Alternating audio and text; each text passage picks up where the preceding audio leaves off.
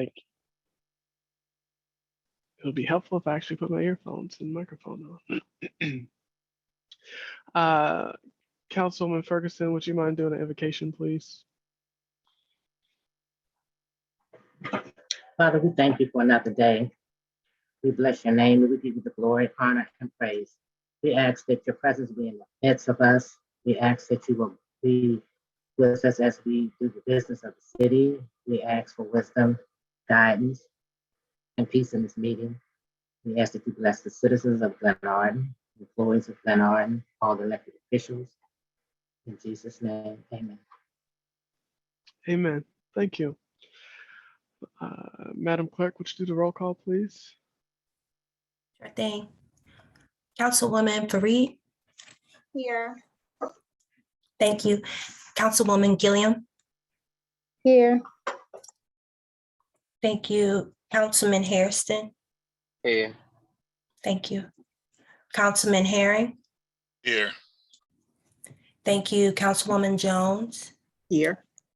Thank you. Vice President Ferguson. Here.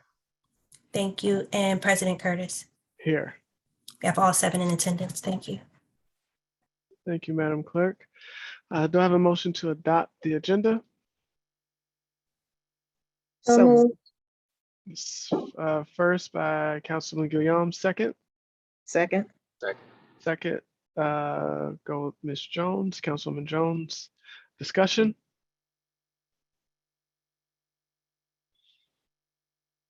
Okay. No discussion. Vote to accept the agenda, Madam Clerk. Right. Councilwoman Fareed. Yes. Councilwoman Gilliam. Yes. Councilman Hairston. Yes. Councilman Herring. Yes. Councilwoman Jones. Yes. Vice President Ferguson. Yes. President Curtis. Yes. We have 7. This is passed. Okay. For all the citizens that are on this call, we are going to move to open this portion of the meeting for citizens' comments specifically related to the 4 resolutions that we posted online for everyone to see. One was related resolution R06-2022, a resolution to authorize purchase of 2 in-car radios for the vehicles and 1 portable police radio. Resolution R07-2022, a resolution to authorize renewal of contract with Axon Enterprise for 20 body-worn cameras for police officers. Resolution R08-2022, a resolution to authorize purchase to outfit the police vehicles. And finally, the 4th one was a resolution, resolution 09-2022, a resolution to authorize purchase of 2 police vehicles. So this is your opportunity to speak on these 4 specific legislations before the council moves to vote on them. And if you would like to be acknowledged, please raise your hand and I will acknowledge you.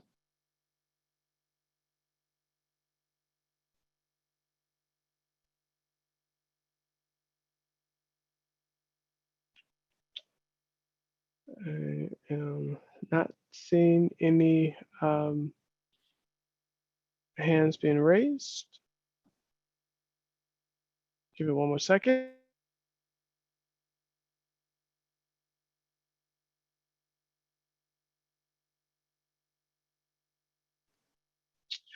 All right, with no questions being raised, we will move forward.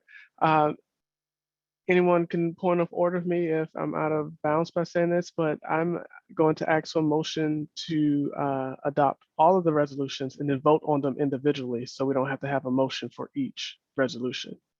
If there's anybody that disagrees with that. Yes, point of order, Mr. President. Councilman Harry? Yes, I think that they should come up individually because I may support one, I may not support another. I shouldn't have to vote for it in a block. No, not voting on a block, but motioning on a block and then voting on them individually. So we'll vote on our 6 individually, then 7, then 8, then 9, but without having a motion to bring each of them up. I think I still should have a right to decide whether I wanted to come to the floor or not. Okay. Via motion. That's my feeling. All right. Fair enough. So we will have a motion to bring each one. So do I have a motion to bring our 06-2022, a resolution to authorize purchase of 2 in-car radios for police vehicles and 1 portable police radio? Motion. So move. First, Councilman Herring, can I second, Ms. Jones? Second. Yes. Discussion? Okay, then we can move to vote. Mayor, Madam Clerk? All right, thank you. Councilwoman Fareed? Yes. Thank you. Councilwoman Gilliam? Yes. Thank you. Councilman Hairston? Yes. Thanks. Councilman Herring? Yes. Thank you. Councilwoman Jones? Yes. Thank you. Vice President Ferguson? Yes. All right, thank you. And President Curtis? Yes, All right, 7 yeses, this has passed. thank you. May I have a motion to bring to the floor resolution R07-2022, a resolution to authorize renewal of contract with Axon Enterprise for 20 body-worn cameras for police officers. So moved. I'll take the first from Guillaume and second, Mr. Harry. Yes. Second, Mr. Harry. Discussion? Okay, we can move forward to the vote, Madam Clerk. Councilwoman Fareed? Yes. Councilwoman Gilliam? Yes. Councilman Hairston? Yes. Councilman Herring? Yes. Councilwoman Jones? Yes. Vice President Ferguson? Yes. President Curtis? Yes, We have 7, this has passed. thank you. Do I have a motion to bring resolution R08-2022, a resolution to authorize purchase to outfit the police vehicles to the floor? So moved. So moved, Ms. First, Ms. Ferguson. Do I have a second? Second. Second, Councilman Hairston. Discussion?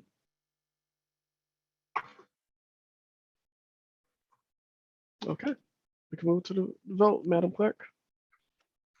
Thank you, Councilwoman Fareed? Yes. Councilwoman Gilliam? Yes. Councilman Hairston? Yes. Councilman Herring? Yes. Councilwoman Jones? Yes. Vice President Ferguson? Yes. President Curtis? Yes, We have 7, this is passed as well. thank you. Moving along, I have a motion to bring resolution. I'm sorry. Resolutions R09-2022, a resolution to authorize purchase of 2 police vehicles. I have a motion to bring that to the floor. So moved. So moved by Councilwoman Ferguson, second. Second. Second by Councilman Hairston. Discussion? Yes, Mr. President. Yes, sir, Mr. Harry. Question: those cars, are they being purchased by cash or is it a loan? I didn't even look to see. I'm sorry. Are you said, they being purchased by cash or are we doing a loan? I believe it's outright cash via purchase order. I saw that check on the, I think I saw that check, the last one that we have not signed yet. But it is by Okay, cash via All right. check. thanks. Any other discussion? I can, oh, we can go ahead. I can say it when I take my vote. You sure you don't want to go now, Ms. Jones? Say it when we do the vote. You can do it either Okay. way. Oh, Okay. Mr. President, one other question. Yes, sir. Who's on? Lieutenant Robinson? How many cars does that give the police department with these 2 additions?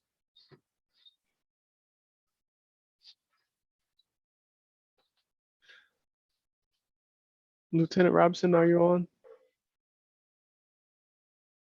Hello?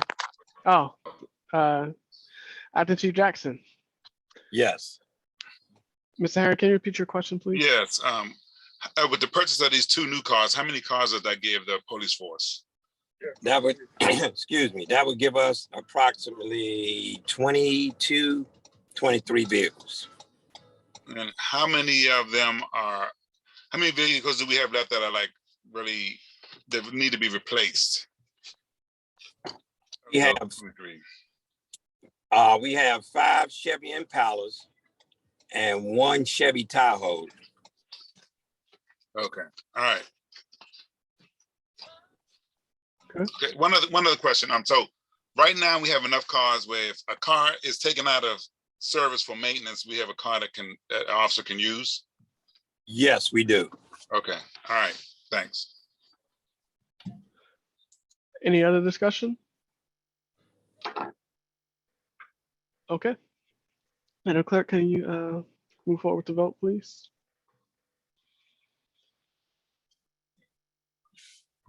Councilwoman Fareed, Yes. Councilwoman Gilliam, Yes. Councilman Hairston, Yes. Councilman Herring, Yes, Councilwoman Jones. Before I render my decision on this resolution, please understand I'm not being critical, but in an effort of continuous quality improvement, candid, honest review of constructive critique allows us to step into our civic excellence. Once again, we're buying new cars for the police department. I get calls from citizens since I've been on the council and up to this point that citizens do not see these vehicles like in the neighborhood. I would hope that with these new vehicles coming on, this should give us at least 8 new vehicles within the last 4 years, 6 years. The 4 years that I've been on the council, I think they got so many vehicles, and then in this time they've gotten so many vehicles. But citizens are wanting to see those vehicles in the neighborhoods. It would cut down on perps believing that there's no police department, but I understand having an unmarked vehicle, but vehicles that are marked vehicles should at least, at not the same time, not the same day, not the same hour, but should be going through our city, the entire city, Ward 1, Ward 2, Ward 3. And with that, my answer is yes. Thank you. All right, thank you. Vice President Ferguson, Yes, thanks. President Curtis. Yes. All right, we have 7 yeses. This has passed as well. Thank you, Madam Clerk. All 4 resolutions have passed. And we can move on to the next item on our agenda, administrative reports. We can start with the mayor's report. Mayor Cross. Yes, can you hear me? I'm sorry. Can you hear me? Yes. Okay. All right. So this is the mayor's roll up for October 1st to November 27th. We are pushing towards November because we have, some activities that we've completed even in this first weekend. So we've had several HR actions underway to include the Director of Public Works, City Manager, the Chief of Police. executive assistant, which we have Mr. Jordan McLong, who's came on board for the executive assistant position. We are evaluating all major positions descriptions as well to ensure that we have the right expertise. We are looking at our municipality, growing our municipality by way of readying us for any hazards or plan of actions, evacuations, or etc. that are required for this municipality. So we have actually had a municipality first, and we would say in the state of Maryland, in that with the American Post 275, Commander Gatlin and Mr. Kenneth Greenhouse, we have the amateur radio team who has came and gave us an opportunity to possess a ham radio. So this is a dedicated FCC certified operator radio, which will provide us really a lifeline in times of emergency. And for our community, not only does that give us the heads up ahead of even information coming out on the local news, but it allows us to be ahead of emergency in times of environmental changes, and also a greater warning of dire emergencies that will afford us a more survivability for our seniors and citizens who need extra time for taking shelter. So this is a plus for our city. We have supported 3 external office calls with the Glen Arden Housing Authority. The council has been submitted a resume. We need to set up an interview so that we can get the commissioner for the Glen Arden Housing Authority on board. The Maryland Black Mayors Executive Session, we've supported 2 of those now, as well as the Prince George's Municipal Association. For our web media specialist, the request for proposal draft submission for the television studio manager has been sent to the attorney, waiting for that to come back, and then we can actually go after the position for the television studio manager. We supported the expungement fair, Growing Green with Prince George's. We also supported Judge Sylvania Woods in their cleanup efforts. We supported as the administration supported with the clothing as well as the shred day. And we've just completed the Harvest Day Rewind for our children. We had over 168 kids there. It was a great time had by all. The community was also supported by the Prince George's Association of Realtors, who did donate over 50 turkeys. Essentially every parent present walked out of there with the turkey in hand. So we've already started the season of giving in the right direction. So we look forward to November 23rd, which is our Oh Give Thanks, where we'll be doing more give outs to our citizens. We have dry goods as well as turkeys. And we're also looking at Prince George's feed units as well, who may want to come in and partner with us. So this is suspected to be a huge event on the 23rd, starting at noon at the Municipal Center. We submitted, and resolution was appointed for Jeffrey P. Hammond to the Glen Arden Youth Advisory Committee. We have another resolution preparing for another member for the Glen Arden Youth Advisory Committee, which we'll be sending to the council. So we have, in response to the 7th Street Park proposal, we've sent over fitness courts, which is a 7-stage fitness station, essentially a total body workout. Not only just for 7th Street, but we're looking at 3 other locations across our city. It can be used to procure it using the ARP monies. So this is something that we would like to add into the overall project proposal for our American Rescue Plan money. The ADA sidewalks, we have put together a list of all the sidewalks that actually need support. And in this case, for the ADA sidewalks, we have reached out for RFPs to 3 different companies. We are waiting for them to send back their proposals, and we can get to work on that. We've expanded from Glen Arden Parkway to McLean Street, to Irvin Avenue, to Reed Street, to Wesley Street, to Johnson Court, to Baylor Road, Delwood Avenue for our attention in that matter. We have proposed several resolutions for setting up landscaping contracts, as we have gotten few handful of complaints relative to how the trees were cut in various locations across the city, as well as the maintenance of the grounds overall. We will make a proposal to the council for an actual landscape company. So we'll submit a request for proposals for 3 bids for that, because I think that's the most right thing to do at this time to ensure the overall beautification for our city. We did participate with the Glenarden Police Department trunk or treat, as well as we did the Mayoral inaugural ball, and we thank the citizens again for that. We are projecting to have the resolution in for the Chief of Police. We're also projecting on November the 18th. We have to coordinate with Chief O'Donnell's family, but we have Acting Chief Jackson has received the plaque commemorating the service time for Chief O'Donnell with the city of Glenarden, 13 years, 7 months.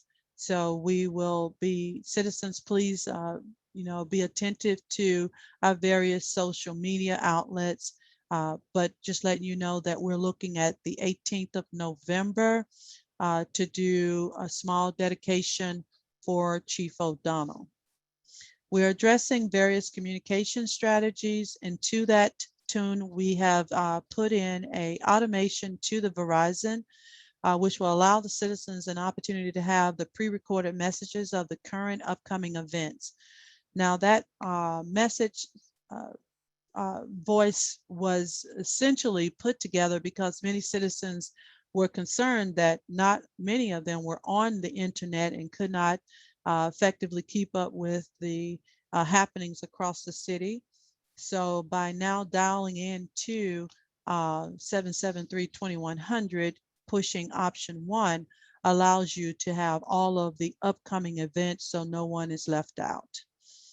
We are looking at our code red as well, which is another extension to our lifeline support and emergency support. It also will give us, updates and warnings. This is something that, is going to cost us just under the $6,000 limit, but we're looking at that for the purposes of evolving our continuity of operations and emergency preparedness plan. Community gardens is something that the city would like to see done. It is part of the Sustainable Maryland program that we would like to push. It is a sustainable living strategy, which allows for us to have fresh foods, fresh produce that the neighbors can actually create and produce for themselves. It will improve the soil and water and air quality overall, and it is biodiversity. The administration, forgive me.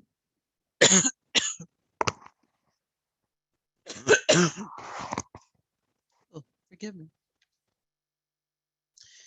So the administration is also planning to have its first citywide mayoral town hall before the end of the year.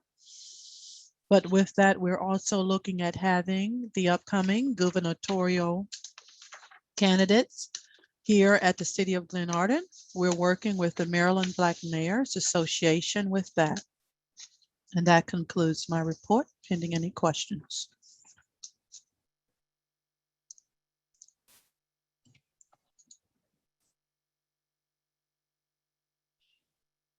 Are there any, and for all in attendance, we'll open up citizen comments at the end for any questions you have related to any of the reports that are presented tonight. Are there any questions right now by the council members on the mayor and on the mayor's report?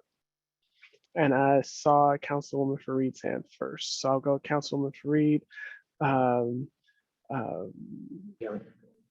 Councilwoman Guillaume, and then Councilwoman, I think I saw Councilwoman Ferguson's hand. Yeah, we'll go in that order. All right, Councilwoman Fareed. Yes, thank you, Mayor, for the report. Can you please just go back to the point that you were making around 7th Street Park and what the plans are, and if you could just give some context to how that aligns to the verbiage in the resolution that was passed by the council?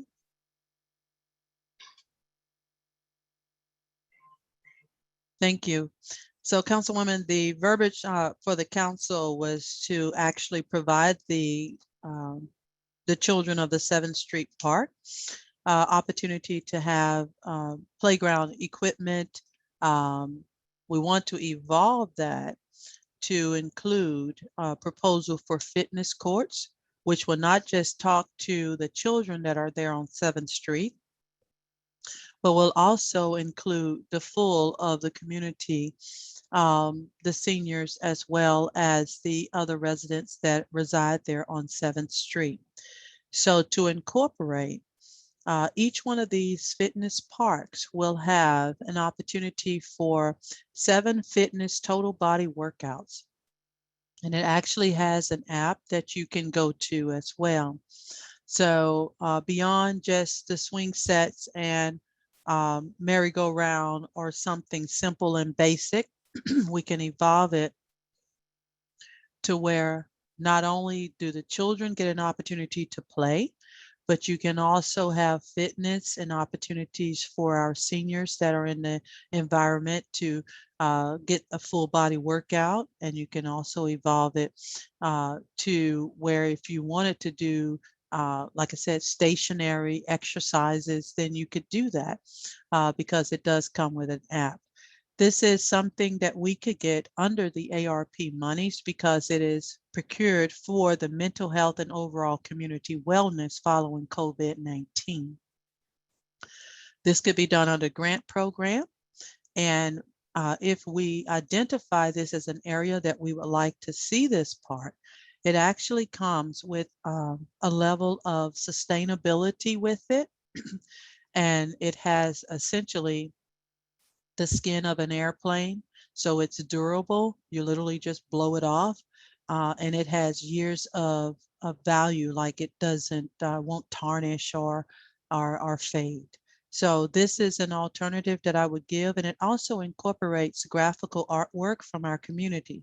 So if our children wanted to paint something or display their work, say from Glenarden Elementary School or from Judge Sylvania Woods, we can incorporate that into the space. And then it becomes, you know, an art piece, a staple, if you will, of our community.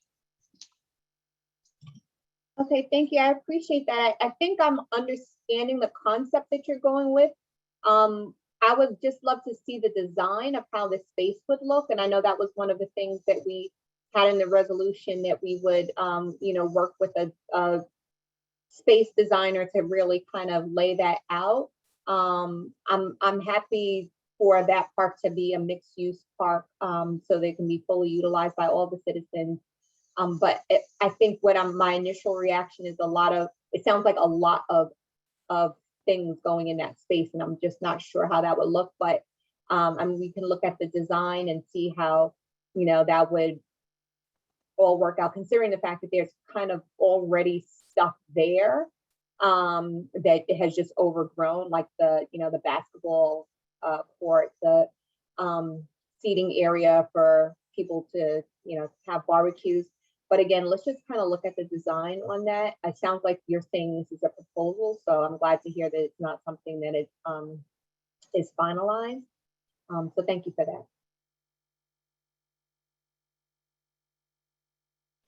Councilwoman Guillaume. Sure. Thank you, Council President, and good evening, everyone. So, Madam Mayor, I stopped by briefly for the Harvest Day festivities and wanted to congratulate you on the success of such a, you know, beautiful event for the citizens. Just wanted to touch on some of the things in your report and to also make a comment. A few months ago, I mentioned GHA, Glenarden Housing Authority, needing a place to meet And I know you've been in communication with them, but they are still trying to hold a meeting in the nutritional center, and they're saying that the administration hasn't responded. So can you please reach out to them or have someone in your team reach out to them? Thank you. So actually, we did respond. In fact, Miss Michelle Cheek should have responded to them and given them the thumbs up to have those meetings. So the last word that I have is we're waiting on their dates that they want to meet, but they've been already given the permission. And I actually came online to the Glen Arden Housing Authority's meeting, the last meeting that they had with commissioners, and told them the same. So we're just waiting on them to send over the dates that they want to meet. It's open for them. Okay, thank you. I know that they, when they reached out to me, they said that they didn't hear back, so they are utilizing the library. But if we can utilize, if the city can allow for them to use December 7th and or 14th, that would be great. So that's fine. The only thing is we are asking them to, of course, police themselves. So you won't have the cleanup staff, so they'll have to police themselves. But because we are right there by the police department, I mean, it's not a problem. It's the building will be open. They'll have access, is what I'm saying. Gotcha. Thank you. I'll be sure to let them know, or Miss Cheeks can let them know. Wanted to move right along real quickly. So I'm sorry. Forgive me. Could you have her send me an email and Ms. Cheek as well? Sure. On those dates? Sure. Let me write this down so I don't forget. Okay, I'll do that. Is this Ms. Sherrill? Yes. Okay, have her send me an email. Okay, I will do that. And so the other thing is I've received some calls from some residents who regarding the speed bumps on Glen Arden Parkway between 7th and 10th Streets, and wanted to know if they can be repainted to be made more visible. So I don't know if that's something that we can do or not. I don't know if that's, I'm thinking Public Works, but I wanted to bring it to your attention because they were saying that they're fine with the speed bumps being there, of course, but just they can't see it. So their cars are just, well, they shouldn't be speeding in the first place, but just wanted to know if that would be possible at all. That's possible. I'll take the note. Okay, thank you. And the last thing that I wanted to mention, it's more of a comment because it's something that I feel that in the spirit of who I am, I need to just make sure that everyone hears where I am with this. So in your report, and again, thank you for it, for the detailed report, you mentioned your ball, your inaugural ball being a success and having 280 people in attendance, including dignitaries. And the gentleman who emceed the ball, was he the same person you chose to MC your swearing in? Yes. Yes. Okay. So my thing is, Glen Arden is becoming more and more diverse with people coming from the diaspora, representing various races and cultures. And on the night of your ball, I was heading up north to honor my grandmother who just passed. She was the eldest living matriarch who carried my last name, and my last name, specifically my maiden name, carries a rich and powerful legacy, just like I'm sure everybody else's name carries a rich and powerful legacy. I don't appreciate and will not accept a mockery being made of that name, my family's name, because it's a name rooted in my Haitian Afro-Caribbean culture. To be clear, I know my name is long. It's the one, but for me, it's one thing for my name to be mispronounced. I don't mind that because it shows that one is trying. However, but comma, during your gala, your ball, your MC, that gentleman to me was beyond disrespectful. And in my opinion, Madam Mayor, you sitting back as he made a mockery of my name when you know my name was equally offensive. You and I campaigned with each other. We live a few doors down from each other, and you regularly hear my name called in these meetings. You always speak about respect, but to me, your silence makes you complicit to the microaggressions that immigrants and first-generation Black Americans like myself have to face daily. We have been conditioned to sit, be quiet, and just take it and internalize what I consider to be nonsense when we shouldn't have to. I personally, and I know other citizens who are from the diaspora, we will not dumb down our heritage and be insulted to placate anyone's feelings. It is not okay. I get if you can't pronounce my name, but to be like Gwug Gwug and then say, I'm just gonna spell it, G-U-I, in front of all these dignitaries when I am an elected official as well, it's not okay. And as far as I'm concerned, you do not have to like me, but going forward, please don't disrespect the legacy of my name. All 9 letters of that name is what I proudly represented when the citizens of Glenarden elected me, and I choose to represent them and my ancestors, including my grandmother, proudly with it. Thank you. I just wanted to make sure that I put that out there. That's all.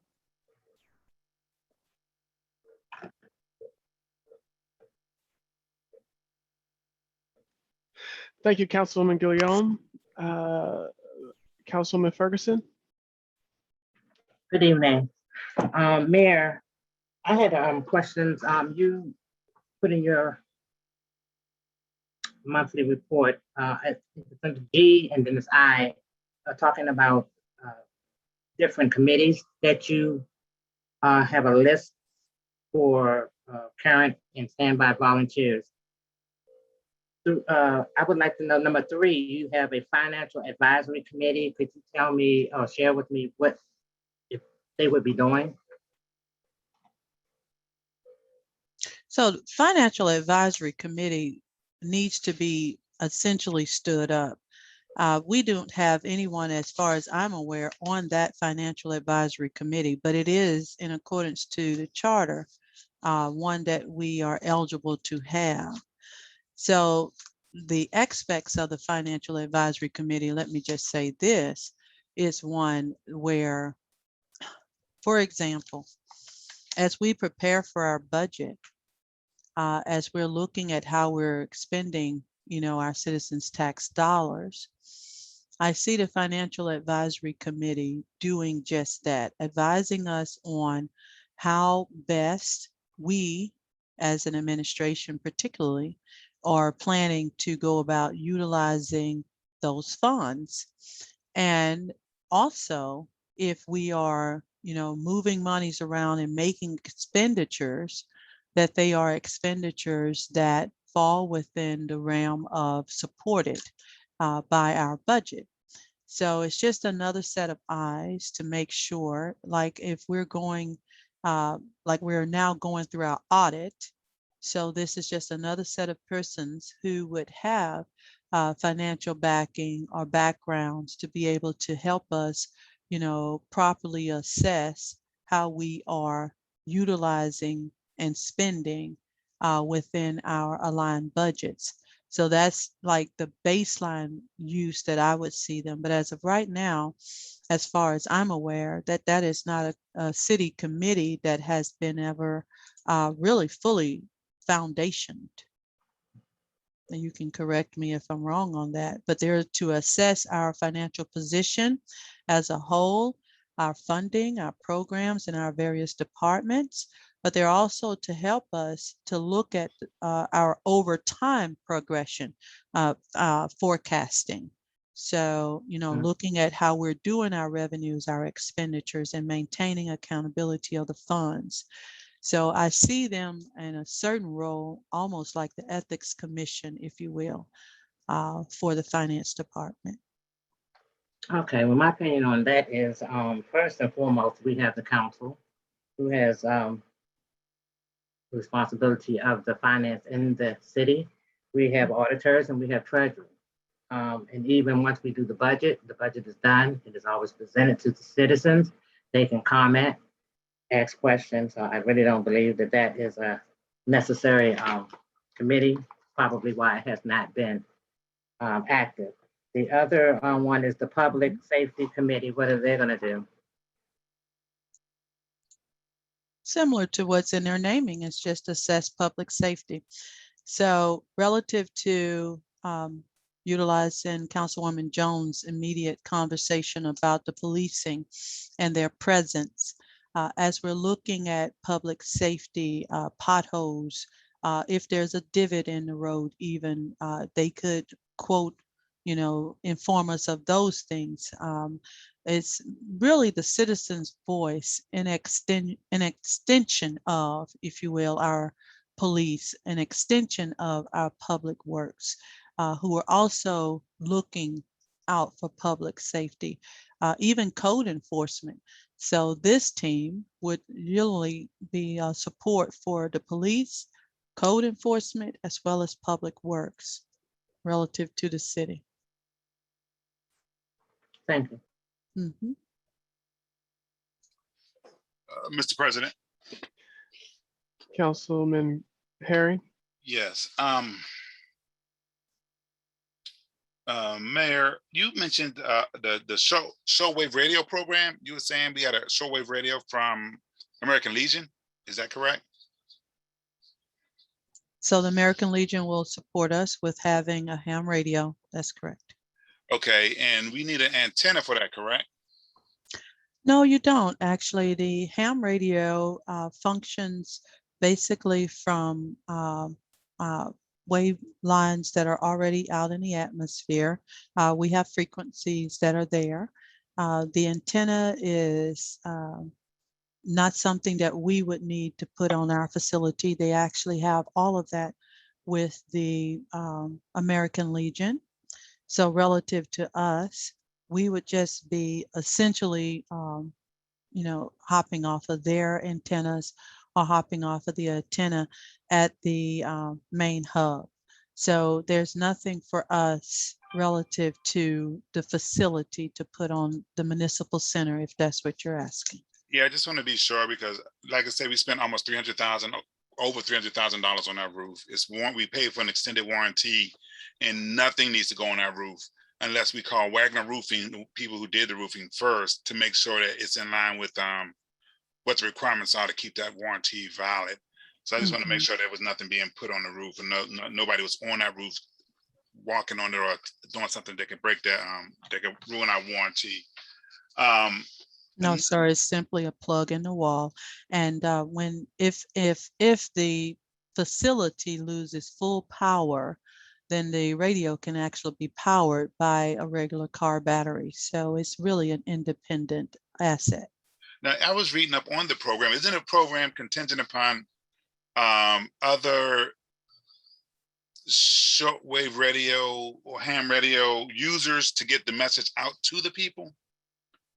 Yes, and we do have a ham radio, over 26 points, if you will, that we can hop to get the information out. And that connects to the national early warning system. So similar to OPM, when we get our messages of car accidents or impeding weather from OPM, well, they're essentially utilizing this system. So what we would have is lifeline support ahead of getting an OPM warning. So it's all on the same channels, the same lines. This is FCC certified. So the Federal Communications certified. So we will have a supporter, if you will, from the American Legion who will be on tap for coming and supporting the administration until we get someone in the administration certified to run the radio. Okay, so once we get let's say it is a national emergency, once we get the information, how do we get that out to our citizens? So the beauty of having it in the municipal center, that would be like our command post. Once you get the information, then you have your police department. We just talked about 26 cars. Our city is only 1.22 miles. So in the time of an emergency, then it could be radio to radio and our citizens are made aware. We are also putting together a red, yellow, green so that our citizens will have an actual card with them that talks to what to do in a time of emergency. So in a time of red emergency, here's where we would like for you to go. Here's what you should hear. We're also going to tap into, maybe a siren level. But we're evolving our emergency disaster preparedness plan, and this is just the first step.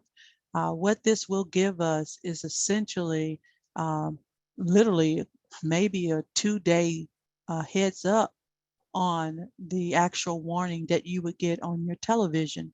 So, I mean, that 2 days is 2 days in a time of emergency that our citizens would have over, everyone else in the world that doesn't have anything like this. So that's why they call it a lifeline. Okay, because and I'm not trying to knock the program. I'm just trying to see how the program is going to work and actually benefit the citizens in the community. Because whether you got 26 police officers or 56 police officers, that's time to go around to each house. And I mean, they're gonna have to knock on doors. They're gonna have to do something. I mean, there's got to be an easier way to get the information out to the citizens versus a police officer riding around knocking on the door. Or, I mean, because if it's gonna ride through the streets and say, hey, there's an emergency, people are gonna be like, okay, whatever, and they're not gonna pay attention. But I mean, it's got to be another method of giving information to the citizens, because like you said, you could have a 2-day window, or you never know with a hurricane, if it turns the wrong way, you could have a 30-minute window. You don't know, so I'm just trying to figure out, how do you get the information out to the people in enough time for them to be able to address the issue and bunker down in a safe space. Exactly. So that's one of the reasons why we're doing a threefold approach to our emergency preparedness and disaster plan. We're utilizing the Code Red system. We've already managed our calling system. So when you call in, if you want to get the latest updates, you can get it that way. That voice messaging can be modified for emergency messages. So when you call 773-2100, then you could get the latest updates that way. If the phone lines are down, then your internet is down, then your lifeline is this ham radio, because it doesn't depend on the internet. It doesn't depend on the phone. It doesn't depend on our creature comforts. It's a standalone asset that utilizes frequencies in the air, and we are able to then utilize our police vehicles. Once we have our radio, we're doing point to point. At that point, we're talking disaster, and we're doing our best due diligence to make sure our citizens are secure. Now, the police will have their intercom systems. They can come on the mic and they can talk to you as an emergency. Now, what you bring up is a fantastic point, in that we need to test this. We need to test the emergency broadcast system of Glenarden. And this is the front line of what we're doing with the voice recording, with the ham radio, with now setting up the police patrols. So what we really need to do, and thank you for bringing this point out, is we need to do an exercise. And just like we do in the Department of Defense, exercise, so that our citizens get familiar with what the tones are like, what the sounds are like, and what the police reporting would be like in the event of a real emergency. We have our television station. We can obviously run things across, but this ham radio operates when all that stuff's down. And the funny thing about if you have a natural disaster, hurricane, tornado, or something, the first thing that happens is the lights flicker. So that knocks your television out, that knocks your radio out, your internet out, and that knocks your telephone out. So your ham radio at that point becomes your lifeline. So we do need to test this once we get all of our pieces and parts in play. Let the citizens know that we'll be doing the test on that certain day, and collect our feedback from the citizens and evolve our process. Okay.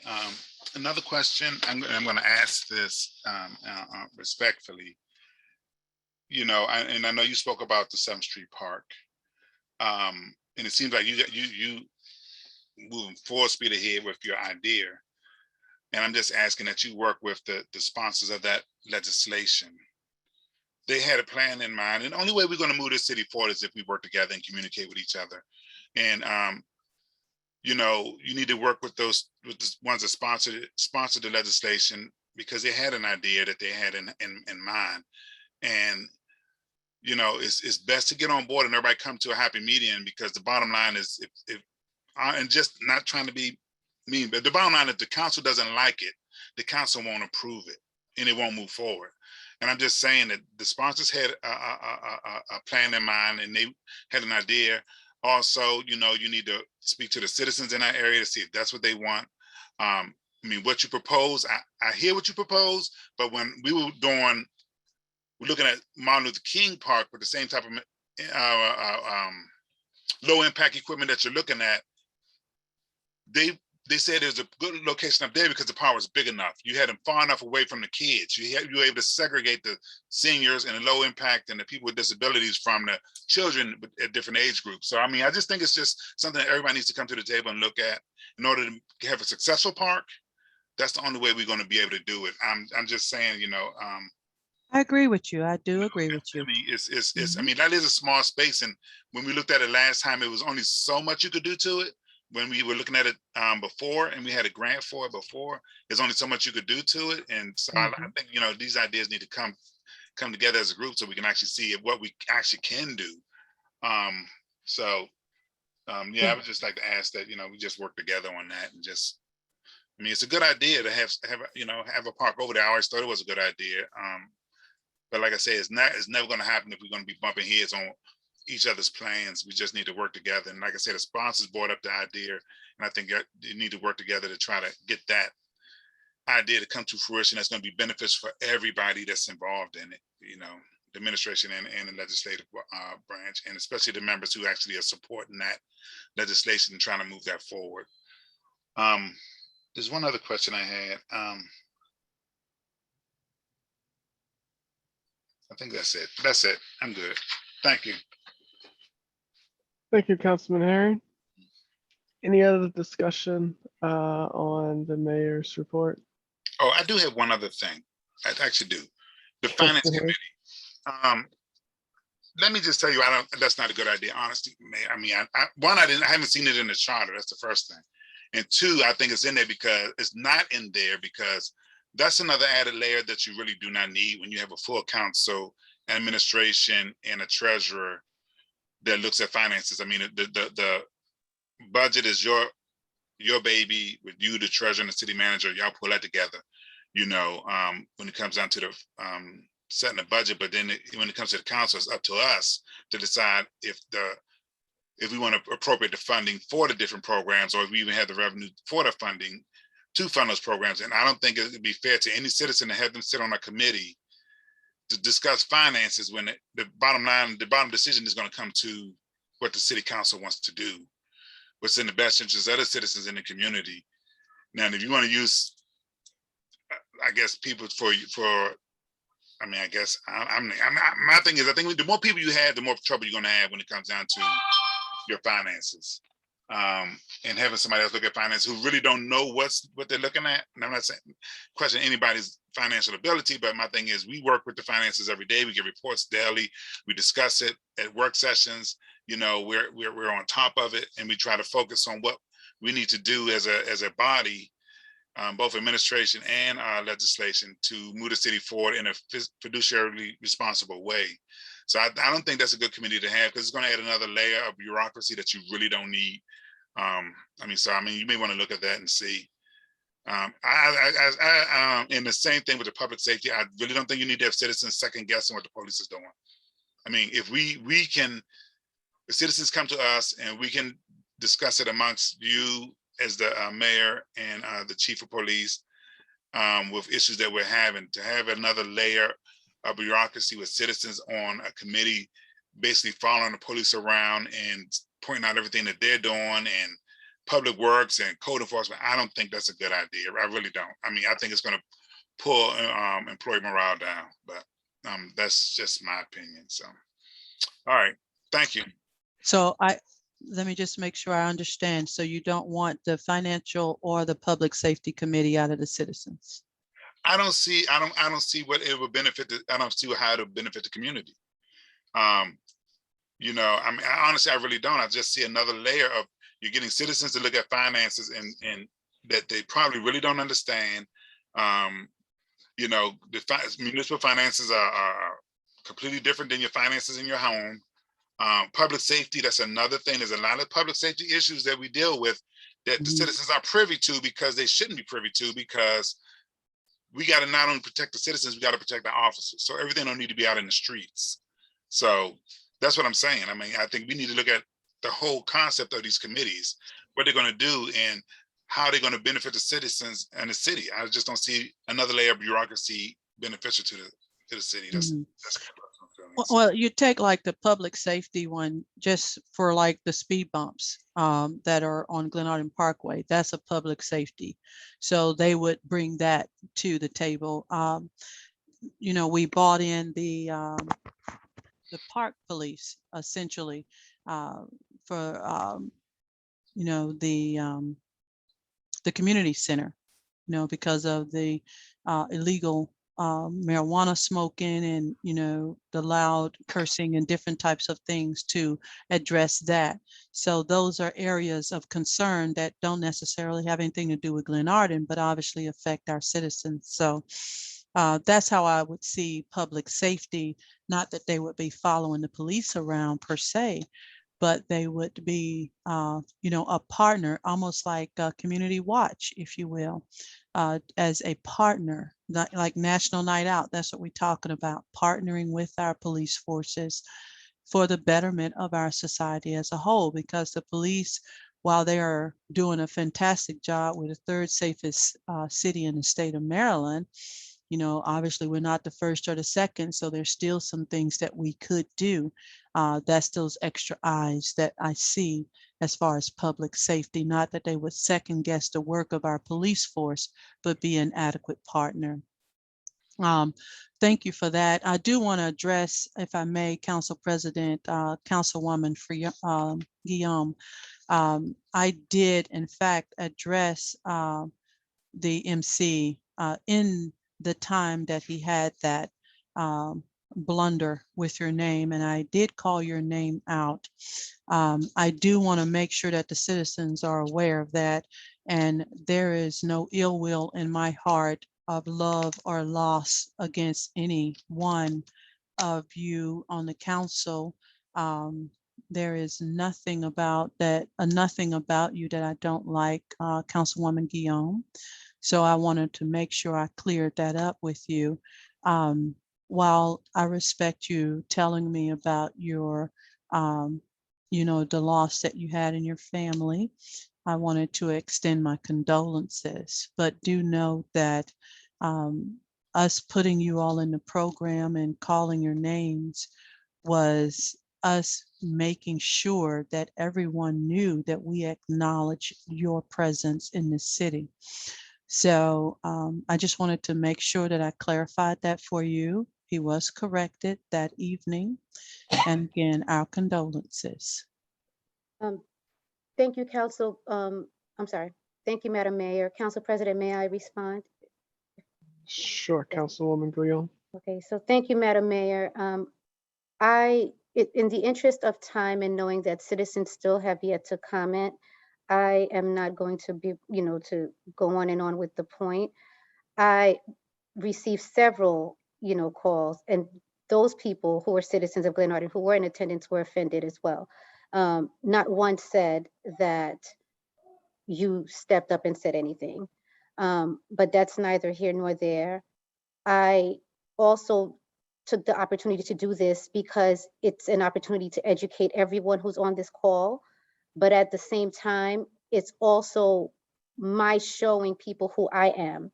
And I don't throw rocks and hide my hand. If I have an issue, I say it and then I'm done with it. I'm happy to hear that you don't have a problem with me, because that's not what's going out there.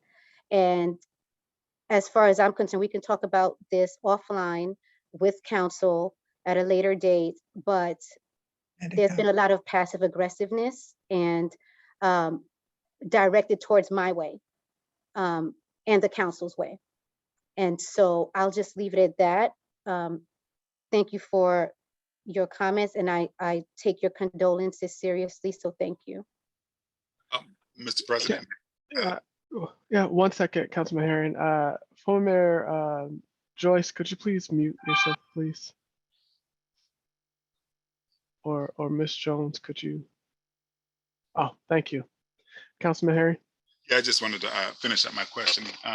Mayor, I just wanted to say with these committees, my thing is that you have administrative staff.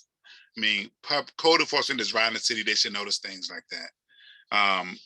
You know, police officers are riding the city. They should notice things like that. Speed humps that need to be painted. That's just something that should be seen. I mean, I noticed it riding down there. I'm like, boy, you can barely see the speed humps. I mean, at some point, you got to hold your administrative staff responsible for also identifying our stuff, potholes, all of that stuff. The staff needs to be done. You don't need another layer of bureaucracy when you have staff on board that can actually identify these things. It should be identifying these things, you know, to improve the quality of life for all the citizens. So I just wanted to mention that. And I do want to mention one thing to Councilwoman Guillaume. Councilman Harrison and myself actually went over to the Recreation Center to discuss something else with the Glenarm Community Center. And we are a community partner with them. So if you ever need space over there for the Glenarm Housing or anything, they do have a room over there that we can use. And you just say, I let them know you're from the city of Glenarm and you need the room on this day, and it's free of charge because we are partners with them. So if you ever need that additional space, and that's any other council member that needs space to hold a meeting or anything, it's over there and it's available. Okay, thank you, Councilman Herring. And I will say that they are pleased, you know, they have been, the mayor is correct. She has been in constant dialogue with them at their monthly calls, I believe. And they just felt like there was a lapse in communication after that, you know, as far as finalizing a date. So, but thank you for letting me know. Option is always there, you know, if they need it, and if any other group needs to move over there for any other thing we may have, because you never know when we may have a meeting downstairs and they need some other space. So, all right, that's it. Thank you. Thank you, sir. Next on the agenda is the, let's go with the chief's report.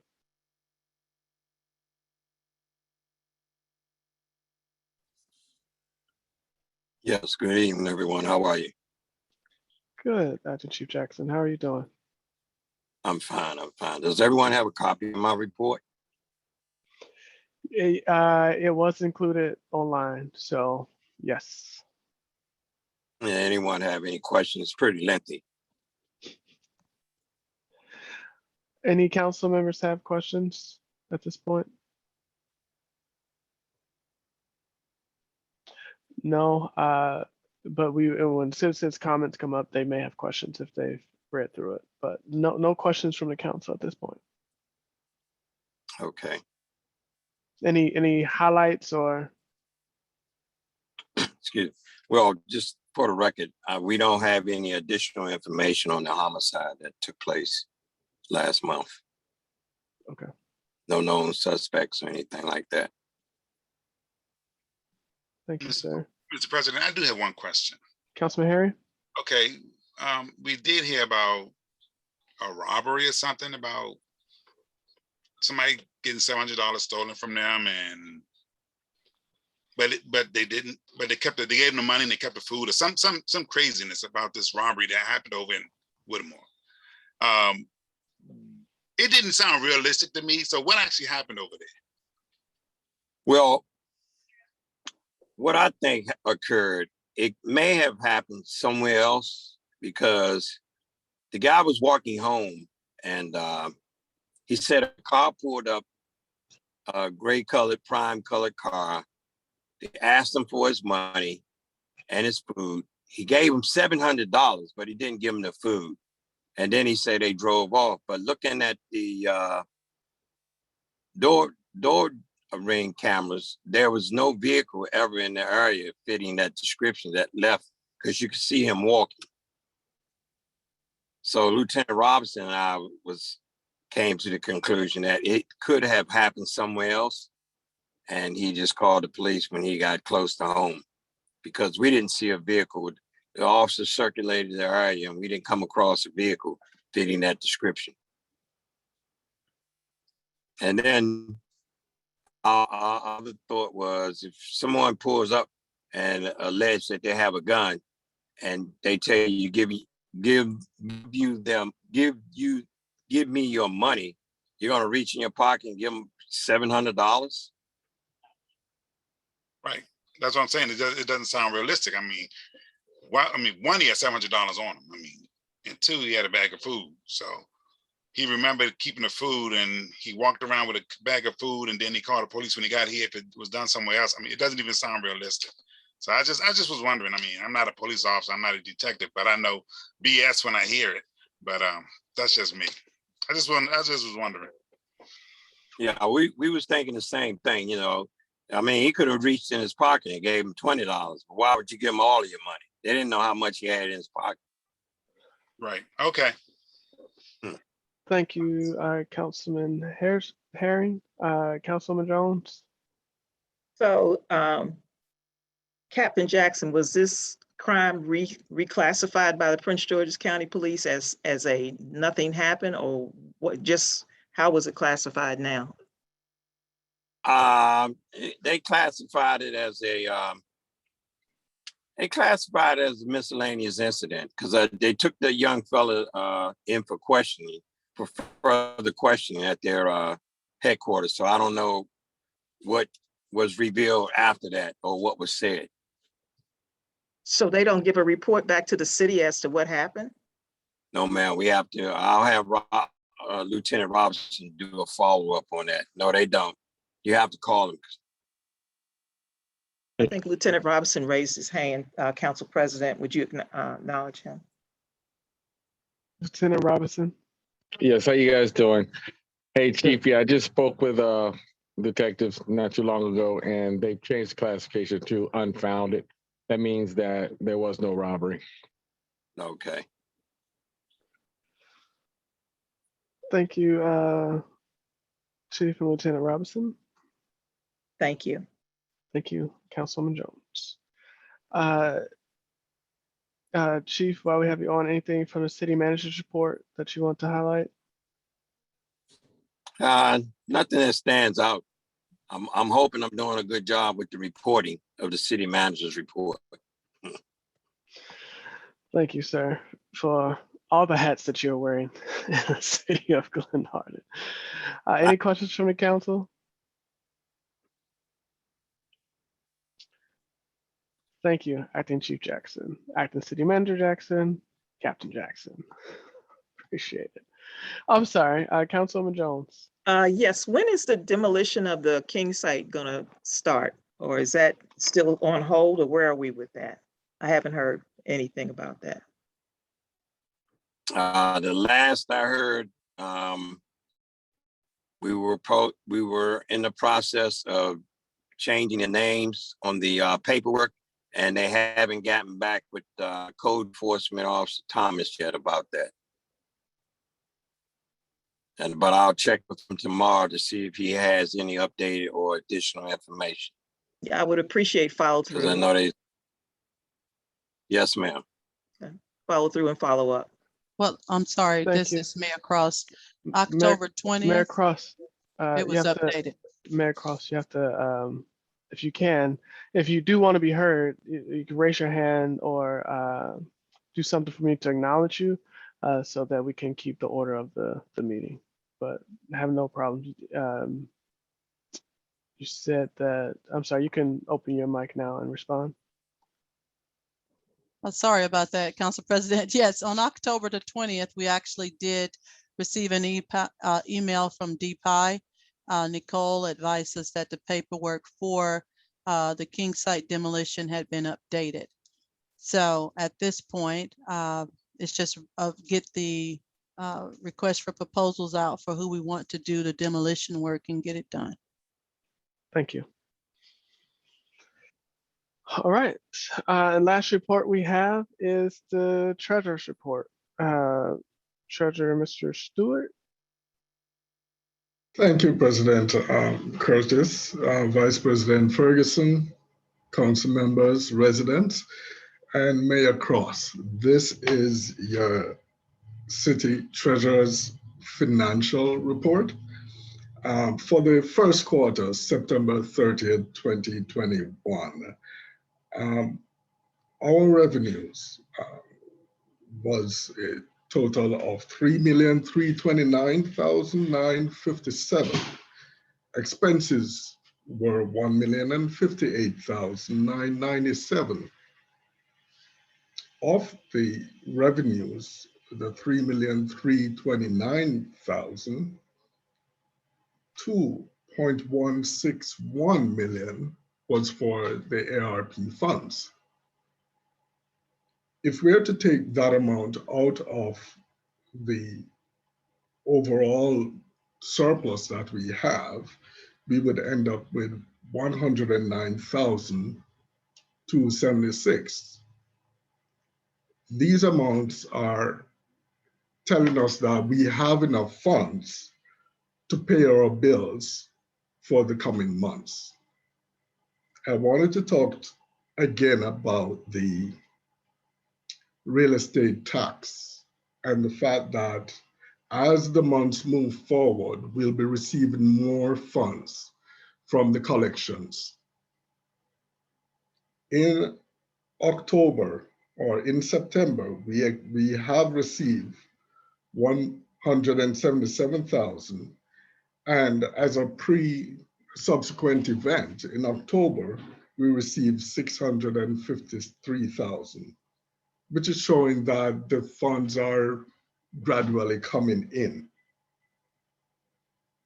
For general funds, we had received revenues of 1,004,125. The total amount, or this amount, consists of local taxes of 896,374, license and permits of 23,022, and we had a police grant, a state police grant of 45,564. 567, that is. I wanted to also talk about the ARP funds and the fact that in August 13, we received the 2,161,000. I spoke with Council President Curtis about this fund and the fact that it is actually in the general fund bank account or the operating account. We were considering moving this amount from the operating funds to give it its own account so that we could further manage this fund. I want to bring to the council's attention too that while reading the ARP funds and how we could manage these monies, they state that this fund could actually be placed in an interest-bearing account. This interest-bearing account or any amounts received from it could also be used as a part of the ARP expenditures, as well as some can be used for general operations.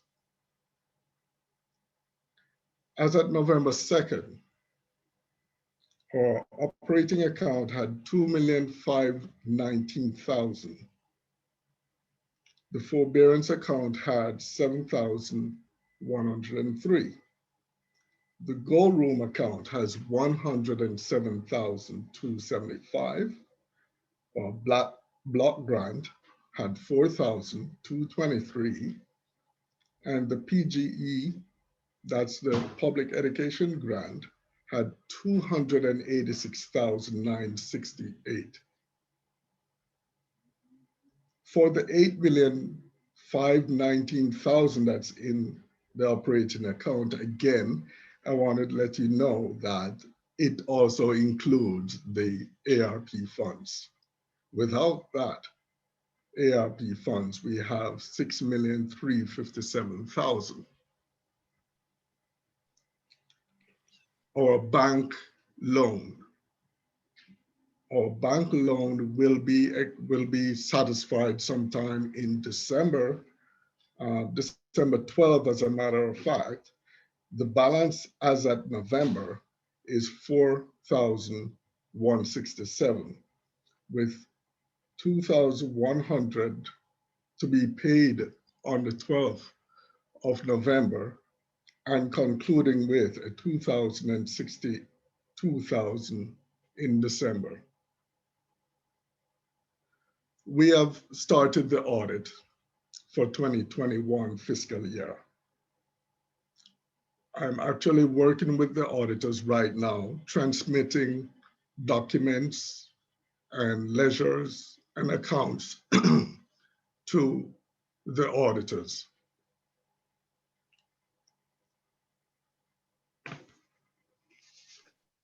Another item I'd like to speak about is our credit card. We have many transactions going through the city, and there are times when urgent matters come around and we need to act on making payments to our vendors or for those urgent matters. But the city does not have a credit card. And I'm urging the council to look into the policy for usage that I've sent to see if we could start using these credit cards to help manage some of the operations of the city. The other areas you were talking about the MLK Park. I wanted to bring to your attention that we have approximately $171,676 right now for the renovation of the park. We have until September 2023 to use this fund. If it's not used by that time, the fund is going to expire. So I urge everyone to get involved and let us get these work done. The grant is here to help us to install new playground, gazebo, game table, outdoor exercise equipment, solar lighting, trash receptacles, demolition of vacant building, and resurfacing of parking lots. So I urge the council again to let us push and get this project completed before we get to September 2023. Thank you, Mr. Stewart. We appreciate it. We hear your concerns, and we'll move forward accordingly. Are there any questions from the council on the finance report?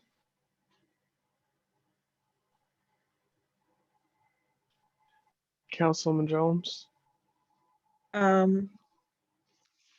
Maybe I'm missing something, not missing, but Mr. Stewart, the loan that we're paying off, what was that loan for?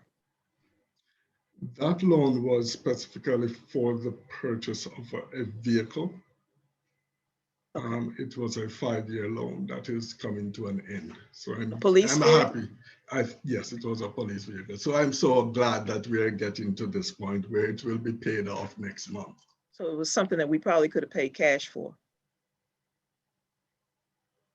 If looking at our capital expenditure back then I think it was 5 years ago, it could have been an option and should have been an option that I would have taken. Okay. All right. Thank you, sir. Appreciate your service. Thank you. Thank you. Any other questions from the council on the treasurer's Mr. report? President. Councilman Harry? So, Mr. Stewart, you said we only got $600,000 as of October in real property taxes? Yeah, Mr. Stewart, you're on mute. Thank you. Thank you for bringing that to my attention. So what I can tell you is that through to October, through September, we receive in real tax $709 19,000. 653,000 was only for October. And 700,000 was for September. Wait a minute. Oh, so in August, I'm sorry, but I don't have my August numbers right with me now. But we receive, let me see.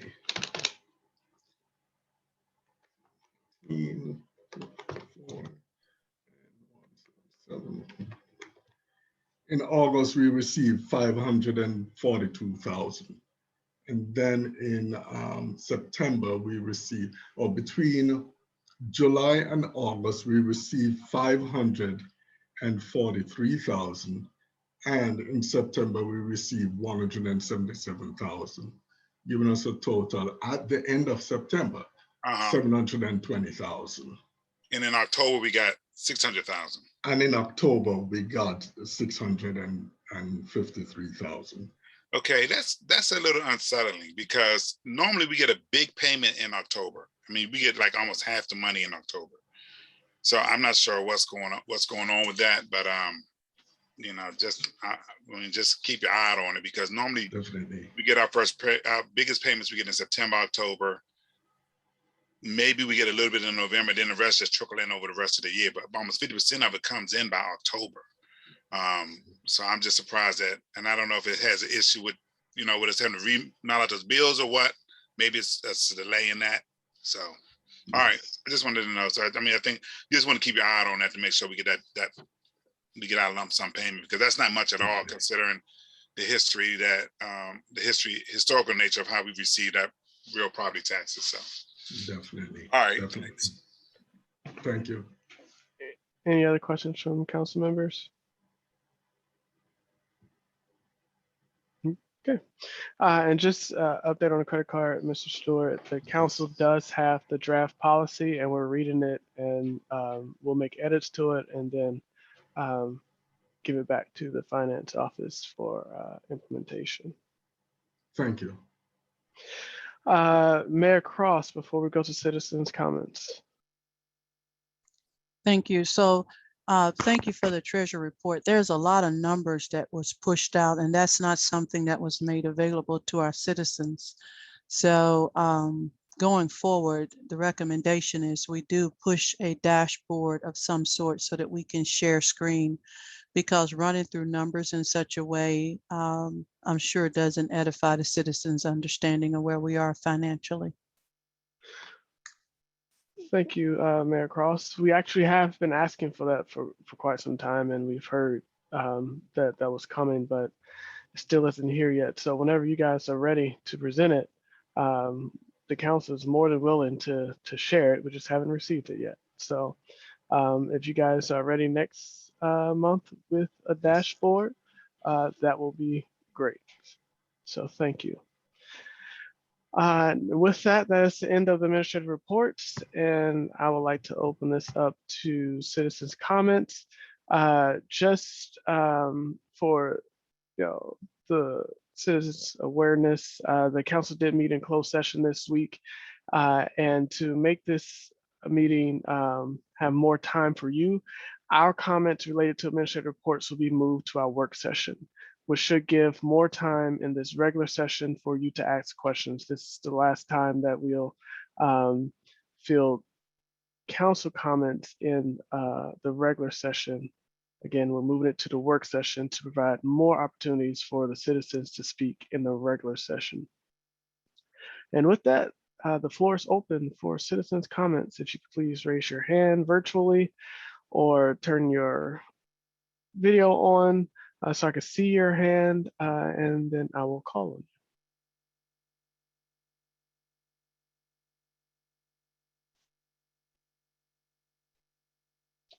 Sorry, hold on. Excuse me, Mr. One more piece of the puzzle to the rules. every citizen will get 5 minutes. If we cannot answer your question in 5 minutes, then we will follow up with you.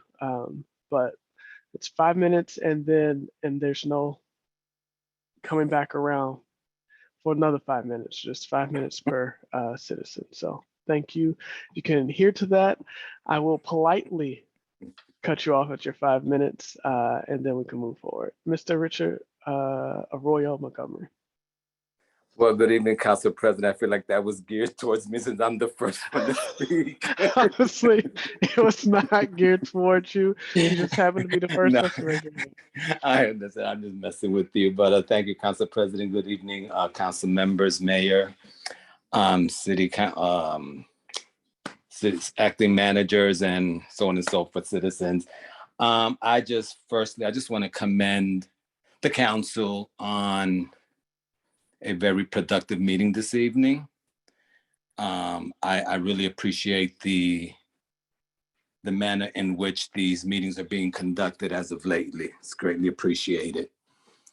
My comment tonight, I don't want to say it's directed to Mayor Cross, but it is directed to the comments that Councilwoman Guillon made with regards to the, I guess, the joke of her name.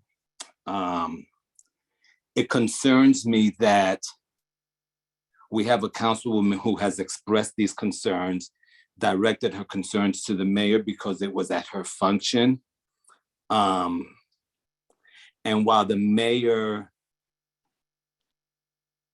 acknowledged it, there was no apology. And that's hurtful. That's hurtful. And I say that because I have a name that is hard to pronounce as well. I have a last name that's hard to pronounce, Arroyo. Many people get that mixed up as well. I've been called Oreo, Ario, everything else except Arroyo. When they can't pronounce it, they just call me Mr. Richard or Mr. Montgomery or something now.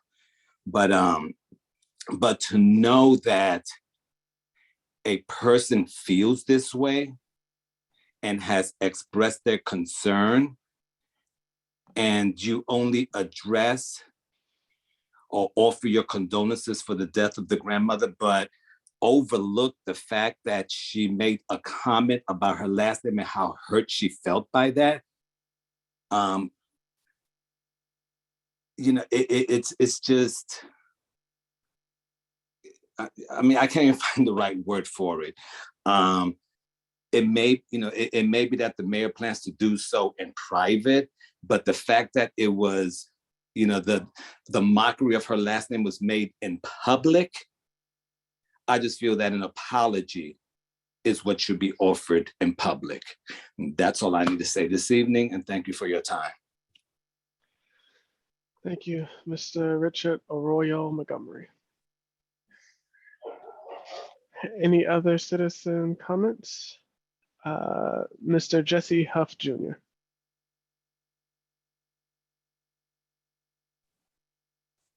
Good evening, everyone. Good evening, sir. I got some comments and a question. Mm-hmm. I want to know how come the council never responds when I email them. Well, I know that I fielded a few emails from you, and I believe I've responded to all of them. I mean, you respond, you and Mr. Heron, but y'all the only two. It's 7 council members, not just 2. Is your question not answered with a single response, or what? I just, even maybe like 3 weeks ago when I sent the email about what's been going on to everybody in the council, the only person that reached out prior to Councilman Harrison, because I talked to him before I sent y'all the email, was Mr. Heron. And we spoke on the phone when you brought it to my attention. But other than that, nothing. You get what I'm saying? Now the email has been replied or anything. But to my next thing. So can I address that really quickly, and then I'll let the. Unfortunately, we actually did talk about that this weekend, and unfortunately, I don't know what happened. And we're telling the truth. we did not, some council members did not get that email. And I'm sorry that that happened. I wasn't made aware of that email until we had our meeting on Saturday. I checked my spam, I checked my inbox. I didn't receive it until Mr. Herring forwarded that email to me, and I know other council members didn't receive it as well. So I'm sorry that didn't come through, but you know, we can talk offline and address it so we can get your other comments in here. Okay, and then moving on, I want to thank Councilman Herron and Councilman Harrison for the splendid fair. It was a great day. I seen a lot of young people from the city come out. I was happy to see that. I want to thank the police department for trunk or treat. It was a good way. It was a good way for them to interact with the community, to get to know them. I really, I enjoyed myself that day. I thank Councilman Fareed and Ms. Ferguson for Growing Green Day. We picked up trash. We cleaned up the city. I'm just glad to see more stuff happening in the city. And another question I got, so I had sent it's about my youth advisory committee application. I just wanted to know the status on that. And then I got a question for the mayor. She said in her report she wanted to hire a lawn contractor. But if we're gonna hire, if we hiring them, the city own lawnmowers and stuff. So why are we hiring a company? You get what I'm saying? Oh, thank you. The mayor could follow back up with you on the advisory board because that's personal. So she can follow up after this meeting with it. And Mayor Cross, did you want to briefly touch on the lawnmower question? Yes, thank you. So no, Mr. Huff, it's not for lawnmower and basic lawn cutting. It's for actual landscaping. So tailoring and the beautification strategy, if you will. So it won't be replacing our public works and what they have to do normally for the city. So I did and am in receipt of your submission. So you'll mention earlier, I mentioned that I have another youth advisory resume for the council to review. That would be yours, sir. Okay. And then this one last comment. I just want to say Public Works, they did cut the bamboo at Hayes Park today. And I appreciate that. Thank you. Ms. Ferguson, did you have a response to Mr. Joseph Jr. too? I saw you and Mr. Gilliam's hand. I was just going to say that I had not received the email until Saturday. Otherwise, I normally respond to him. Okay. Ms. Gilliam, I saw you. Same thing as you already reported on, Council President and Council Vice President. When Councilman Herring said that, when Councilman Herring and Mr. Harrison were talking, we all were like, what are you talking about? And they can attest to that, Mr. Huff Jr., that we were all looking at our emails. We're like, no, look, there's no email here. And they forwarded it to us, and that's when we discussed it. So just wanted you to know that. Councilman Fareed. Yes, I just also wanted to echo that, and I'm sorry, Mr. Huff Jr., if you think you're not getting a response. I know that you often contact me through other means besides email, and I think I've been pretty responsive to you, but as other council members have stated, I did not receive that email either. Thank you. Are there any other citizens' comments? Ms. Hunter.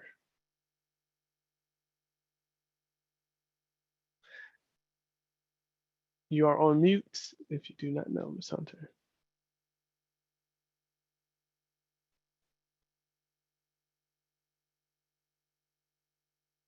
Ms. Alita Hunter?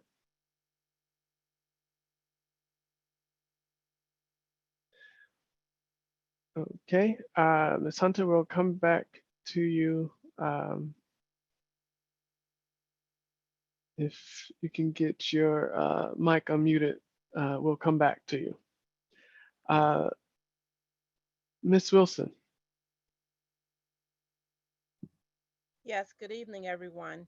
Good evening. My comment has to do with the email that I sent to my representatives earlier this week, or was it earlier last week? I think it was Thursday or Friday. Mhm. And I just wanted to let the mayor know that I don't believe that she addressed my concern as well as she should have. Um,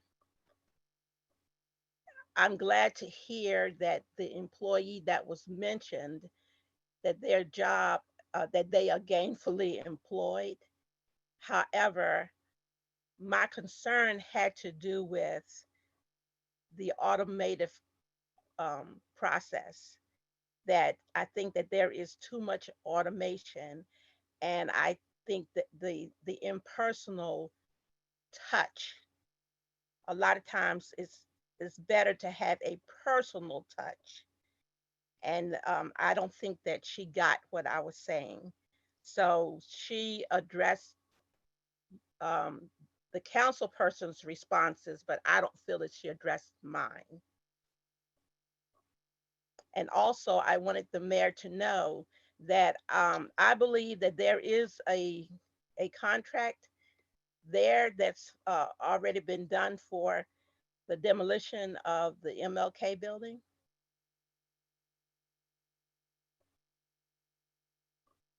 Mayor Cross. Thank you, And Council. I'm sorry, Ms. Wilson, were you sorry. finished? I'm sorry, and I think that that company is just waiting in the wings for to get the okay to get it done, to get the demolition done. Okay, thank you. Ms. Cross, relating to Ms. Wilson's comments on her email and the demolition. Okay, thank you so much for that, Ms. Wilson. So for your email, I hear you on that. We are looking at, compromising with allowing the phone to ring in 3 times. But if our administrative assistant is away from her desk, then it will go then to the automated system. So we have turned in the request to have the recording pause to allow 3 rings for the administration to pick up, and then it would go to the automated system from that point. Relative to the MLK, yes, I have found some paperwork on that demolition plan. So now, as we have now moved the name of former Chief O'Donnell off of the paperwork and put in a new name to service the overall job, then we can move forward. So we'll be working those actions. Thank you, Ms. Cross, Mayor Cross. Ms. Jones, could you try to unmute Ms. Hunter, please? I think she's having technical difficulties with the mute button.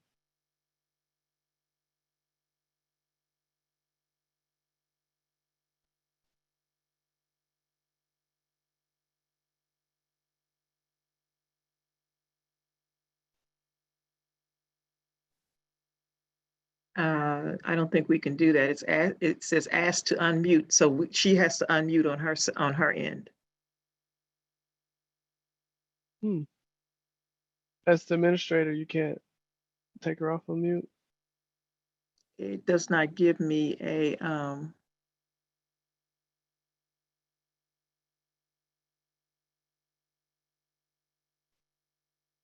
Council President, while you're working that, may I address Mr. Aurora Montgomery's inquiry? If there's time at the end, you can address it, but I want to it's 9:10. We have 20 more minutes. So I want to get through all the citizens' comments there. 1, 2, well, somebody just put their hand down. So 2 more comments, and then we can circle back. no. Miss Hunter will have to unmute herself.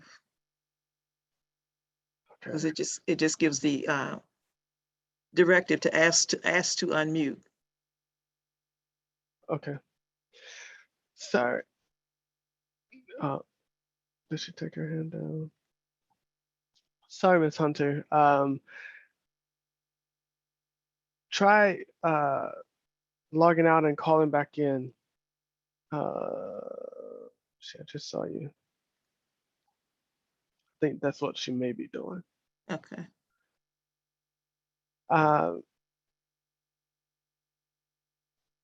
Miss or Mr. Blue.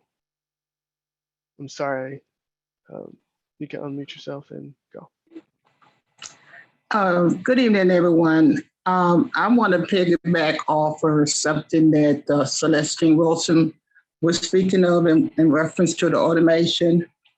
I have received several phone calls, and I am planning on writing a letter to the mayor in reference to the automation that the citizens, the seniors are very disappointed with the automation. First, they are complaining about when it come on, it says if this is the emergency, hang up and down 911. First of all, the office is not a medical office, so that should not even be on there. The second of all, they are so used to having a personal voice answering the phone when they come up there, and they feel like they are being neglected for being able to have a physical contact with a body. And I think Mrs. Cross said that they are on the 3 rings, it's going to rotate over to the voicemail. Now, the system was set up there for 2 reasons. The first reason was for the secretary. After 3 rings, it rolls over into the executive assistant's office so that she can answer the telephone. Now, I don't understand why the executive assistant is not answering the phone call, because when her job duty was increased, it was increased for her to be the supervisor over the receptionist. So are y'all gonna decrease the service from the administrative assistant, from the executive assistant, is she no longer answering the phone? Thank you. Ms. Smallwood, Mayor Cross.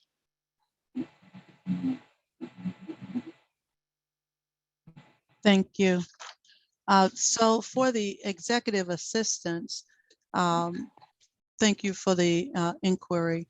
The executive assistant, and I'm looking at the executive assistant's duty job description. That's not on there for her or him at this case to do that. One thing that it does say that it does assist in that capacity. It serves as a backup administrative assistant as necessary. So one thing that we are doing, like I said, is managing to allow the phone to ring 3 times. Now, the good news is, you know, once the first ring happens, the second ring happens, on the third ring, you're more than likely going to have the executive assistant picked up. But we are evolving the city to one that is more inclusive of all members and how they, the citizens like to receive information. So a lot of citizens like verbal information, but we're finding out more and more citizens like, you know, internet and written information. So we're trying different ways to include all citizens. I will tell you that we have gotten a lot of good positive feedback from citizens who feel like they've been more included since the administration has done some of the moves that it's done here recently.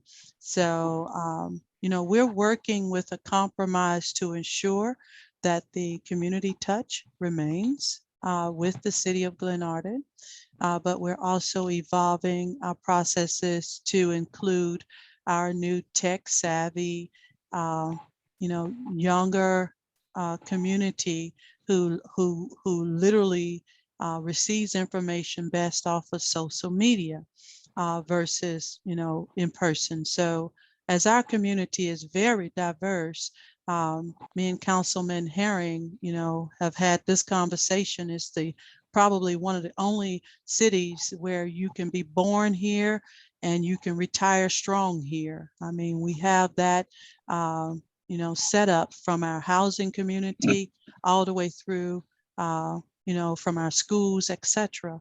So with Glenarden, we are watching and making sure we keep that personal touch. So therefore, we're making that compromise. And this is its first week, and we're modifying it, and we're taking all citizens' feedback. So we do thank you for your feedback on that. Okay, and my follow-up question to you, Ms. Cross, is that I have spoken to you. I think I even sent you an email in reference to the marquee. Citizens are still complaining that they cannot read the marquee. Now, 2 Saturdays ago, we had a conversation, and I had suggested that you put it to black and white and take change the fonts or take some of the lettering off because you have too much going on at one time. So what are you going to do so when people are sitting at the stoplight at 704 and Glenarden Parkway where they can read the marquee? Thank you, Ms. Smallwood. And with that, after the mayor speak, that will be your time. Mayor Cross, could you respond to Ms. Smallwood's final question? Sure, and we've changed the marquee style and size and have gotten some compliments equally on how the communication of the marquee is presently. I've stated this before that the marquee's color strategy is set to include the community members who suffer from colorblind. So it's not something that is readily seen or even communicated or told, but we are acknowledging that studies have shown that 1 in every 20 male is colorblind. And for that, I've seen, and I can tell you, we've seen overall an uptick in the presence of citizens at each of these events. And, name it for our call voice messengers, name it for our social media presence, name it for our web media, television presence, or the marquee, or all 5. We are about ensuring that everyone is included in the city of Glenarden and the notification strategies. We've increased the font size and have actually gone and done some research and analytical research on what size best communicates for a board our size. So we haven't just happenstance done it. We've done it with science and analytical study, and we've actually done the research to devise the most right color scheme to include our colorblind community members, as well as our community members who need a font size a little larger. So that's what we're doing with the marquee. Thank you, Mayor Cross. No, I need to say something to Ms. Smallwood. No, Ms. Cross made a statement, but I need to Ms. Jones, can you please put Ms. Smallwood on mute, please? Ms. Smallwood, I apologize, but for the sake of everybody getting the opportunity to speak, the rules are we're going to keep everybody at 5 minutes. I know that you have more to say, and you're welcome to write Mayor Cross an email. You're welcome to write me an email, and then someone will get back to you. But for the sake of time, we're going to move forward. My apologies, don't want to be rude, but everyone has to adhere to the 5-minute rule if we're going to make this thing work. So thank you for your comments, and feel free to write a follow-up email. Ms. Hunter. Good evening. Good evening, Ms. Hunter. Taking it Sorry all for from the me. technical difficulty. It's okay. It's okay. Can you hear me? Yes. Okay, good evening, everyone. So I just had a couple of comments and a couple of questions. So I had a question regarding the one of the three tobacco shops in Ward 1. The one that is located on Johnson Avenue, closest to the barber shop, is I have been told, and I've seen that shop open a little later than I thought it should be. Is that a 24-hour shop? Code enforcement said that it would not be, but it kind of seems like they're open kind of late. Let me continue on, but my next comment is, oh, go Go ahead. ahead. No, go ahead, Miss. Oh. Miss Smallwood, can you please mute yourself? We can hear your background. Well, I thought Robin was already muted me. Somehow you're off unmute. You're off. Thank you. I'm sorry, Miss Hunter. Go ahead. It's okay. And then regarding the King site, I know people have mentioned the Martin Luther King Jr. King site. I am asking as a concerned citizen that that project keeps moving forward for the sake of the youth in the community in Ward 1, so they don't have to cross the highway to do everything or to have any type of recreational fun. Also, again, I'm going to bring up the sidewalk that is on Johnson Court. I've sent pictures to the mayor, and she acknowledged that she did receive them and that she had, was working that. And I know it's going to take time, but I hadn't heard anything back. And it's always complaints on the street about that sidewalk. And to be quite honest, we had a sinkhole before on the street on the other side of that sidewalk some years ago. And it's just a matter of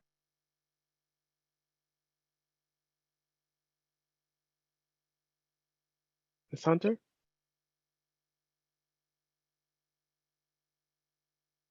Miss Hunter, we talking cannot. about. And, Oh, there we go.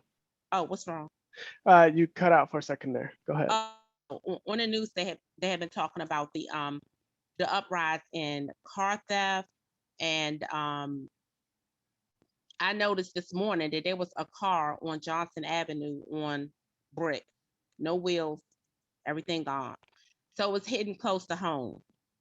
I also reported something that I saw yesterday regarding some transactions, illegal transactions. Now, I have said things before in these settings, and things have gone back to other people on the street. And I'm not a citizen that's going to be afraid to speak up. I'm going to speak up, but if anything should come my way, then, that can be dealt with as well. However, I'm all about a safe and family, community-driven community. And we need more police presence. I mean, I think you said 26 police cars. Do we have 26 police officers, or did I misunderstand that? But I need and want to see more of Glen Arden coming through these streets. We just need more. We need more. The citizens are speaking up. The citizens are saying things, but we need more of a police presence on these streets. It's okay to be at the, all the front stores in the areas and the shopping centers that's up front on the main roads, but come back into the community like they used to back in the day. Just ride through sometimes, because that will stop a lot of the stuff that is going on. Because it's a lot going on. It's a lot going on, but I'm going to speak up, but I'm not going to say but so much, but I could talk to you one-on-one, because there's a mold, maybe more than one, but I'm not going to stop talking, because this is my community. This is our community. I don't want that mess in this community. It has no place in this community. And also, again, when we start talking about the children, and we have that committee, or that what did you say, youth advisory committee, we have to be very mindful of who we're going to put with our youth, and we have to make sure that when we're talking to our youth, that we set the standard, we set the tone, and we're walking the walk and talking the talk. That's all I have. Thank you. Thank you, Ms. Hunter. Captain Jackson, Acting Chief Jackson, you correct me if I'm wrong, and Miss Ferguson, that we should not have a 24-hour tobacco store in Glenarden, correct? My and they're not supposed to be open past 12 o'clock. Okay. And if we could monitor that and Yes. was there Yes. anything else you had to respond in, and Ms. Jones, I'll come back to you. Anything in response to Ms. Hunter on her other concerns as it relates to the car on the bricks and police presence? Yeah. Excuse me. Yeah, that particular day, those rims and tires were stolen from that vehicle, and the report was taken. And I am working on an effort to improve police patrol in the city. And we have 26 cars. How many officers do we have? No, sir, we don't have 26 cars. Currently, right now, we have 17 officers actively on the force, 4 of which are just about in the process of completing a 240 hours of FTO training. Okay. And I still have 2 positions to fill. So right now, we have 17 officers and we have 22 police. Well, when we get to 2 new police vehicles, we have 22 police vehicles, not 26. Thank you. Sorry about that. Councilman Ferguson, I saw your hand. No, that's okay. Okay. All right. We have time for one more citizen comment, if there is any. Okay. I'm sorry, Ms. Jones, I did say I was going to come back to you. I just wanted to reiterate what Ms. Hunter was saying about the tobacco store, the one on at 704 in Glenarden Parkway. That one needs to be monitored closely also, because sometimes when I leave my family home and come back to my own home at early hours in the morning, like 12:30, 1 o'clock, that place is still open. So if they're not supposed to be open until, they're supposed to be closing at midnight, they're not doing that. And that does need to be monitored. Thank you. Thank you.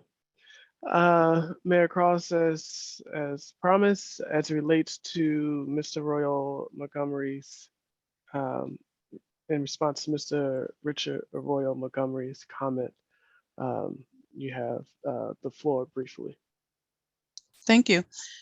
So I will acknowledge that the MC did apologize that evening in public. You know, he said he was sorry, he messed it up. But I did acknowledge her rightful name, and I called that name out in public. Now, what I am most sorry for is the half information that was given to Councilwoman Guillaume. So in this meeting, I will say there is no way that I would ever allow disrespect to happen and not call it out. I did call it out. I will say that even in this meeting now, Councilwoman Smallwood, I've always used respect with you, but even in this meeting, there was a persistence to call me Miss Cross versus Mayor Cross. So I just acknowledge that there's a level of respect that, you know, we all are going to have. And for the information and the way it came back to you, Councilwoman Guillaume, that is not acceptable. And for that, I will say my apologies, because the sad part is someone gave you a half truth. But the MC did apologize that evening for mispronouncing your name, and I did correct them on the spot. But thank you, Council President, for allowing me to clean that up. Thank you, Mayor Cross. Councilman Guillaume, I'm sorry that you had to endure this. I know that you take great pride in your name, and the fact that you were hurt over this is bothersome to me. So you have my deepest apologies for you being hurt the way you were. And I'm grateful for the education because it made me reflect on how I pronounce other people's names, not just in my circle of friendship, but being respectful to everyone that comes into my sphere, and make sure I try to get it right. If I can't get it right, making sure that I ask clarifying questions of how to do it. So my deepest apologies, because I know you take great pride in your name, and I'm so grateful that have you as a partner here on the council. With that, the time is right on the nose, 9:30. Thank you guys for attending. Just a heads up that a public hearing will be held next week on ARPA funds. We will advertise it. Please come with your questions on your ideas of what we can do with the ARPA funds. This is your time to speak, your time to let the council hear what you have, ideas that you have for the money that we get to further build the city of Glen Otter. So it'll be next Tuesday at, I believe, 7 p.m. But we will post that and we'll advertise it so we can have as much participation as possible. Please tell your neighbor so they can come out and have their voices heard. With all that, Excuse me, Council President, may I? yes, sir. If everyone can see the screen, this is the plaque that I had made for Chief O'Donnell. As Great. glare. It's a little bit glare. We can't see it that great. That's better. Turn out. Is it going to be posted? Is a picture of the plaque going to be posted on the website? It can be. I can have her to do it. Okay, that'll be great. So It's beautiful. It's beautiful. yeah, the glare's out now. It is really nice. So, Beautiful, yeah. thank you for doing that. You're welcome.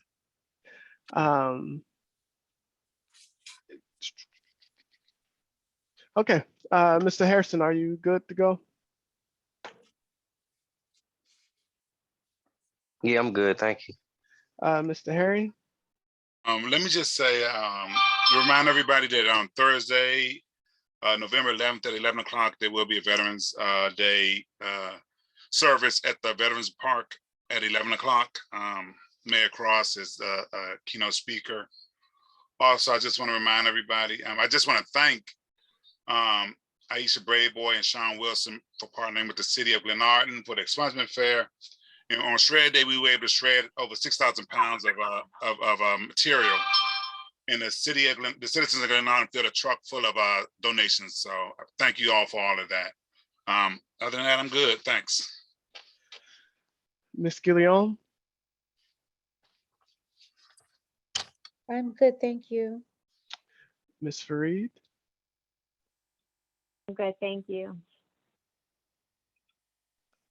Ms. Jones? I'm good. Thank you so much, sir. Ms. Ferguson? I am good, thank you.